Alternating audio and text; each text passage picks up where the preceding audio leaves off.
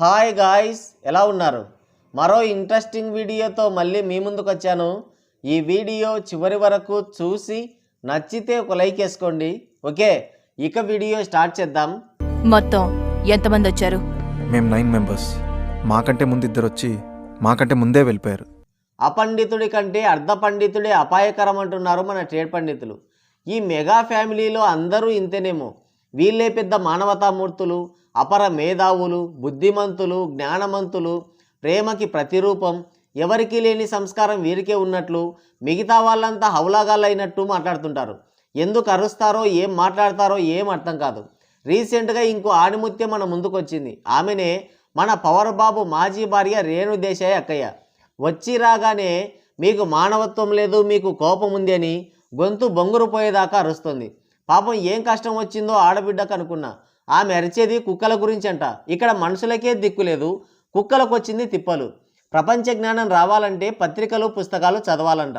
Power బాబు 2 లక్షల పుస్తకాలు చదివాడంట. ఈమె 2 చదివిండొచ్చు కదా. కుక్కలు కరవకుండా ఏం చేయాలో అది చెప్పరు. కుక్క కరిచి చచ్చిపోతే దానికి సమాధానం చెప్పరు. పిడుగుకు బియ్యానికి ఒకటే మంత్రం అన్నట్టు జనాల మీద పడి ఏడుస్తుంటారు.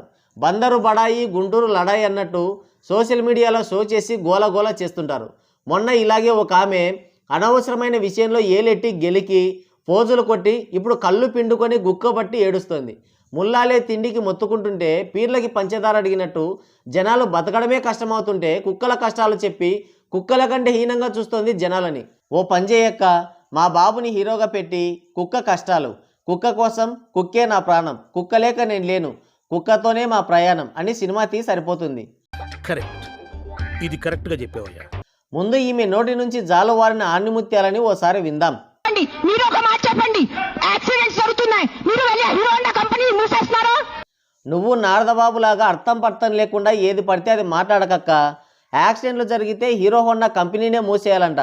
తెలిసి మాట్లాడుతుందో తెలియక మాట్లాడుతుందో, లేదంటే పవర్ బాబు మీద ఉన్న కోపం మన మీద చూపిస్తుందో ఏం అర్థం కావడం లేదు. అసలు నీకు కుక్కల మీద అంత ప్రేమే ఉంటే ఇంటికి పట్టుకెళ్ళి పెంచుకో, అంతేకాని వాడెవడో తాగి డ్రైవ్ చేసి కింద పడితే దానికి మేమేం చేస్తాం? కాదు, మగాళ్ళు రేప్ చేస్తారు, మగాళ్ళు మర్డర్ చేస్తారంటే మీ అందరు మగాళ్ళని పట్టుకొని నేను చంపేస్తే ఎలా ఉంటుంది చెప్పండి? బుద్ధి ఉందా కొంచెం?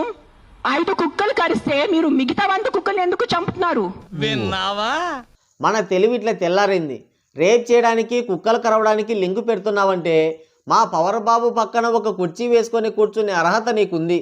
5 కుక్కలు కరిస్తే మిగతా కుక్కల్ని ఎందుకు చంపుతున్నారు అంటుంది. ఇనుములో చేరిన నిప్పుకి సమ్మెట దెబ్బలు తప్పవు. కర్ణుడు వికర్ణుడు మంచివాళ్లే, దుర్యోధనుడి పక్షాన ఉన్నందుకు లేపేశారు. కరిచింది 5 కుక్కలే అయినా వెంబడిస్తుంది 50 కుక్కలు. కారు దిగి ఫ్యామిలీతో ఆ సందుల్లో తిరుగు. అవి వెంబడిస్తే ఎటు పారిపోతావో నీకు తెలీదు. తర్వాత నీకోసం మళ్ళీ మేం తిరగాల్సి వస్తుంది. మీరు మీ పిల్లలు గల్లీలో బతకరు, మీరు గల్లీలో తిరగరు. జనాల కష్టాలు మీకేం తెలుస్తాయి? నేను చేశాను. నేను ఎంతమంది అనాథాలకి తిండి పెట్టాను, ఎంతమంది అనాథాలకి నేను చదువు చేయించాను, వృద్ధాశ్రమం వెళ్ళాను, వృద్ధాశ్రమంలో నేను డొనేషన్స్ చేశాను.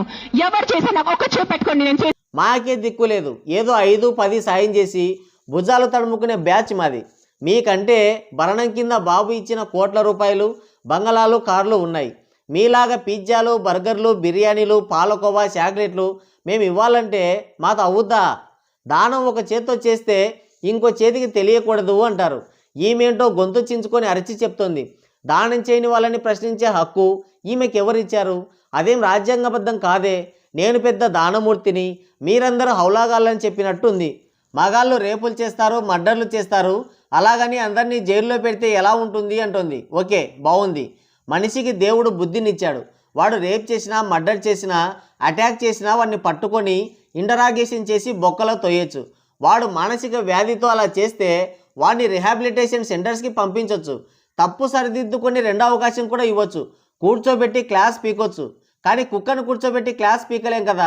అమ్మా బంగారు తల్లి, ఇది తప్పు, ఇలా కరవకూడదమ్మా, నీ ఒక్కదాని వల్ల కుక్కలకన్నింటికి బ్యాడ్ నేమ్ వస్తుంది అని క్లాస్ పీకలేం. ఆ లోపు అది పిక్కబట్టి పీకుతుంది. Try to understand Renu aunty, బుద్ధి ఇచ్చాడు కదా దేవుడు. ఇంకోటి 5 కుక్కలు కరిస్తే అని అంటుంది. ఓకే, అంతా బాగుంది. ఆ కుక్క కరుస్తుంది, ఈ కుక్క కరవదు అని ఆ 5 కుక్కలు ఏవో చెప్తే తెలుసుకొని జాగ్రత్తగా ఉంటాం. ఏమంటావక్క? యుఎస్, యూకే ఇలాంటి దేశాల్లో వీధి కుక్కలే కనిపించవు. మన దేశంలోనే ఇలాంటి పనికిమాలిన విచిత్ర వాదనలు చేస్తూ ఉంటారు. బంగ్లాలో కూర్చొని కార్లలో తిరుగుతూ సొల్లు కబుర్లు చెప్పడం చాలా సులువు.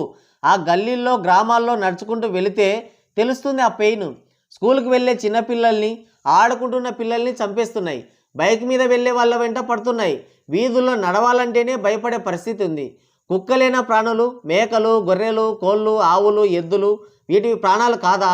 వాటి కోసం ఫైట్ చేయట్లేదే. ఇక్కడ ప్రజలు కుక్కలకు వ్యతిరేకం కాదు, వాటి వల్ల వచ్చే సమస్యలకు వ్యతిరేకం.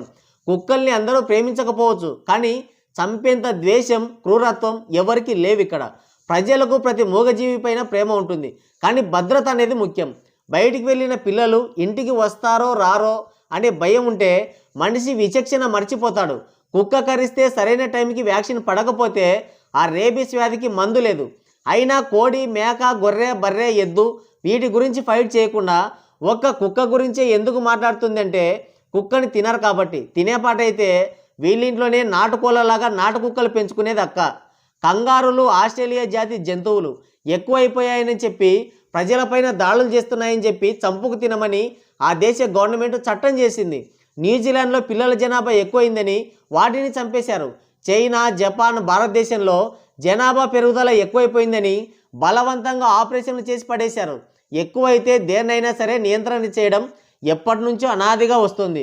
నువ్వు నీ కుక్క ప్రేమ, మనుషులకే దిక్కులేదు ఇక్కడ. ఆల్అవుట్ పెట్టి దోమలను చంపుతుంది. చికెన్ కోసం కోళ్ళని, మటన్ కోసం గొర్రెల్ని చంపుతుంది, కానీ కుక్కల కోసం మాత్రం అరుస్తుంది. మనుషుల్ని చంపేస్తే, ఆడపిల్లల్ని రేప్ చేస్తే ఇలాగే ఎందుకు స్పందించలేదక్క? వేరే దేశాల్లో వీధి కుక్కల్ని అడాప్ట్ చేసుకుంటారు.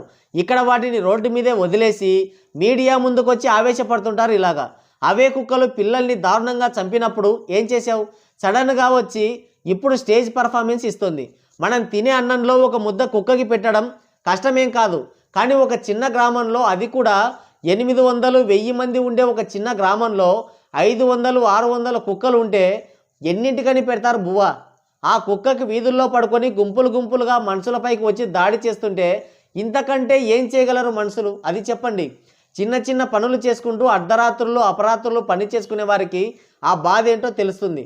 కార్లలో తిరుగుతూ 10 మంది బాడీ గార్డ్స్ని పెట్టుకుంటే ఎలా తెలుస్తుందక్క? తలా తోక లేకుండా అరిస్తే లాభం లేదా? సొల్యూషన్ చెప్పు. అయినా కుక్కల్ని ఎవరు చంపడం లేదు. ముందుగా వాటికి టీకాలు వేస్తారు, పిల్లలు పుట్టకుండా వ్యాక్సిన్ వేస్తారు, అక్కడి నుంచి తీసుకెళ్ళి దూరంగా ఎక్కడైనా వదిలేస్తారు. చంపడం అనేది లాస్ట్ ఆప్షన్. సహవాస సాంగత్యం వల్ల అనుకుంటా బాగా ముదిరింది అని అంటున్నారు మన టేడ్ పండితులు. మరి రేణు దేశాయక్కయ్య కుక్కల గురించి చేస్తున్న ఈ పోరాటం గురించి మీరేమనుకుంటున్నారు? కింద కామెంట్ చేయండి.